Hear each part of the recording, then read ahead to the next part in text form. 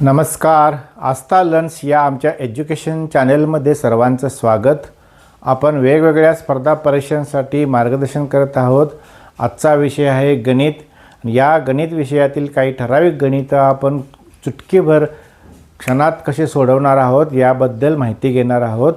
ही एक धुळे जिल्ह्याची सरकारी प्रश्नपत्रिका आहे पोलीस भरती संदर्भातील. त्यातील पहिलं गणित बघा, 555 गुणिले 555 वजा 455 गुणिले 455. या उदाहरणाचा जर आपण विचार केला तर यामध्ये काहीतरी युक्ती असायला पाहिजे, हे लक्षात आलं पाहिजे. तर एवढा मोठा गुणाकार करायला आपला 1 मिनिट जातो, ते 10 सेकंदात होतं. आता 555 म्हणजे ए म्हटलं तर ए गुणिले ए वजा बी गुणिले बी म्हणजेच ए वर्ग वजा बी वर्ग, आणि याचा विस्तार आहे तो ए अधिक बी ए वजा बी असा होतो. आता ए अधिक बी म्हणजे 555 अधिक 455 बरोबर किती आलं, 1010 आलं. आणि 555तून 455 गेल्यावर 100 राहिलं. यांचा गुणाकार केला की झालं. म्हणजे या ठिकाणी 1010 वर 2 शून्य 100च्या दिल्या की उत्तर आलं. 1,01,000 हे त्याचे उत्तर झालं. त्रिकोणाच्या कोणांचे प्रमाण 3:8:4 आहे, तर त्या त्रिकोणाची मापे किती? त्रिकोणाच्या तिन्ही कोणांची बेरीज 180 अंश असते, हे तुम्हाला माहिती आहे. आता मग यांची बेरीज करूया. 3x अधिक 8x अधिक 4x बरोबर 15x. 15x म्हणजेच 180, म्हणजेच 180 भागिले 15 केल्यावर xची किंमत निघते 12. आता 12 3ला गुणायचं, 12 त्रिक 36, 12 अट्टे 96 आणि 12 चौक 48. म्हणजे त्या कोणांची मापे आहेत 36, 96 आणि 48 असे असणार आहेत. 18 व 24 यांचा मसावी व लसावी किती? तोंडी आपल्याला काढता आलं पाहिजे.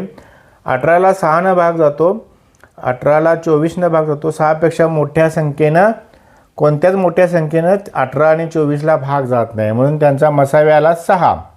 आता काय करायचं, या दोन संख्यांचा गुणाकाराला मसावीनं भागायचं म्हणजे लसावी निघतो. म्हणजे 6 एके 6, 6 चौक 24, 18 चौक 72 हा त्या दोन संख्यांचा लसावी आहे. दर साल दर शेकडा 10 दराने 400 रुपयांचे 2 वर्षांचे चक्रवाढ व्याज किती? आपण चक्रवाढ व्याजाचे सूत्र न वापरता हे गणित करूया. पहिल्या वर्षाचं व्याज करूया. 400 गुणिले 10 गुणिले पहिलं वर्ष म्हणजे 1 भागिले 100 बरोबर 40 आलं पहिल्या वर्षाचं व्याज. हे 40 या 400मध्ये मिसळायचं म्हणजे दुसऱ्या वर्षाची मुद्दल झाली. 440 गुणिले 10 गुणिले 1 भागिले 100 बरोबर 44 आलं. मग आता 40 आणि 44 यांची बेरीज बरोबर 84 हे त्या मुद्दलाचे चक्रवाढ व्याज झालं. समजा रास विचारली तर 400 अधिक 84 बरोबर 484 रास येईल. आता 2701 या अंकांपासून बनणारी सर्वात मोठी संख्या आणि सर्वात लहान संख्या यातील फरक म्हणजे वजाबाकी किती? आता 2701 अशा संख्यांची ज्यावेळी आपण सर्वात मोठी संख्या करायची असते त्यावेळी मोठी संख्या पहिल्यांदा लिहायची, त्यापेक्षा लहान म्हणजे 7210. आणि लहान संख्या बनवताना जर त्यात 0 असेल तर दुसऱ्या क्रमांकावर 0 ठेवायचे आणि चढत्या क्रमानं लिहायचं. 1027 म्हणजे 1027 झालं. तर यांची वजाबाकी केली तर 6183 ही त्याची वजाबाकी येते. आता पुढचं गणित आहे अपूर्णांकांची बेरीज. 3/8 अधिक 5/4 यांचा लसावी बघितला तर 8 येतो. म्हणजे इथं 2 गुणायचं. 4ला 2 गुणलं 8 आलं, छेद समान झाला. याला 5ला 2 गुणलं 10 आलं. म्हणजेच 3/8 अधिक 10/8 बरोबर 13/8. समजा हा पर्याय नसेल तर पुन्हा याचं काय करायचं, पूर्णांकयुक्त अपूर्णांकात रूपांतर करायचं. 8 एके 8, 8 उरले 5, 1.5/8 येणार. आता पुढे बघा, 57, 45, 55, 43 या संख्यांची सरासरी किती? लक्ष जरा बारकाईने दिलं तर बेरीजसुद्धा करावी लागत नाही, तोंडी बेरीज बघा. 57 आणि 43 100 झाले. 45 आणि 55 100 झाले. 200 बेरीज झाली. 4 संख्या आहेत म्हणून भागिले 4. 272 किमी वेगाने जाणारी गाडी एका सेकंदात किती मीटर अंतर जाईल? आता 1 तास म्हणजे 3600 सेकंद. मग 3600 सेकंदात जर ती गाडी 72,000 मीटर अंतर जात असेल तर एका सेकंदात किती अंतर जाईल असा त्याचा अर्थ आहे. म्हणजे 72,000 गुणिले 1 भागिले 3600 म्हणजे 72,000ला 3600 भागलं आपण तर उत्तर येतं 20. म्हणजे एका सेकंदात ती गाडी 20 मीटर अंतर कापेल. आता 1111 गुणिले 111 बरोबर किती? सोपा गुणाकार आहे पण इथं चुकायचं नाही, व्यवस्थित करायचा. 111 एके 111 उरले 11. 111 एके 111 आणि 11 22 उरले 12. 111 एके 11